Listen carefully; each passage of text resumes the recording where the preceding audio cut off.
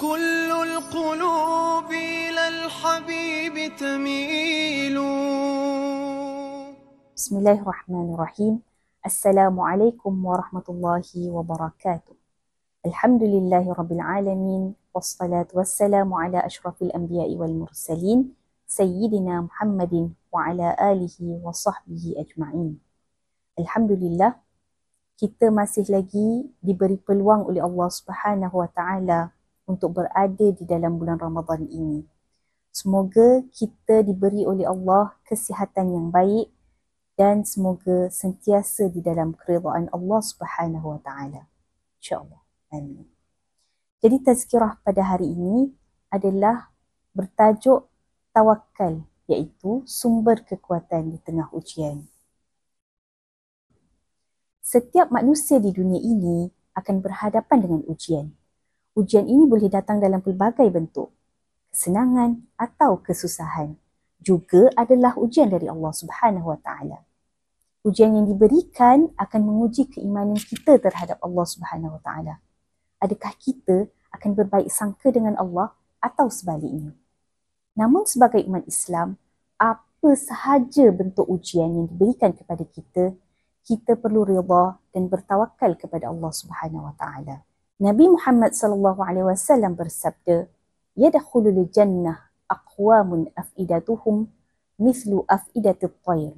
Yang memberi maksud, akan masuk syurga suatu kaum yang hati mereka seperti hati burung. Hadis riwayat Muslim. Pengajaran daripada hadis ini yang kita dapati adalah, pertama, setiap mukmin hendaklah bertawakal kepada Allah Subhanahu Wa Taala sebagaimana sifat seekor burung. Walaupun tidak diberikan akal, tetapi ia tidak duduk diam sahaja di sarangnya.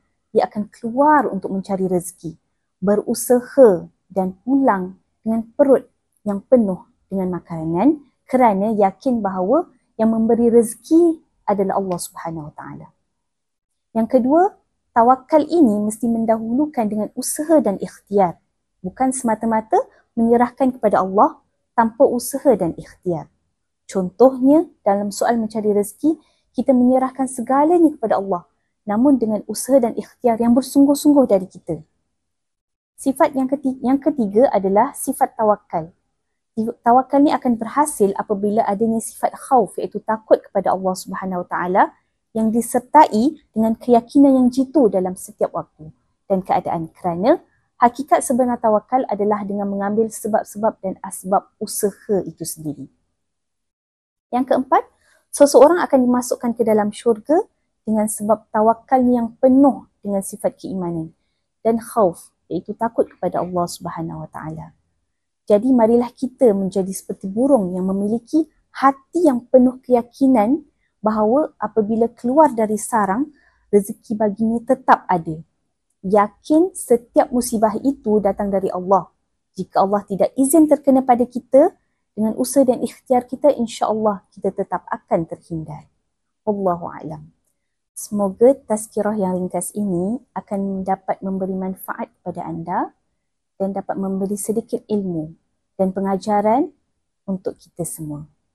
Wabillahi taufiq wal hidayah. Wassalamualaikum warahmatullahi wabarakatuh. القلوب إلى الحبيب تميل، ومعي بهذا شاهد ودليل. أما الدليل إذا ذكرت محمدا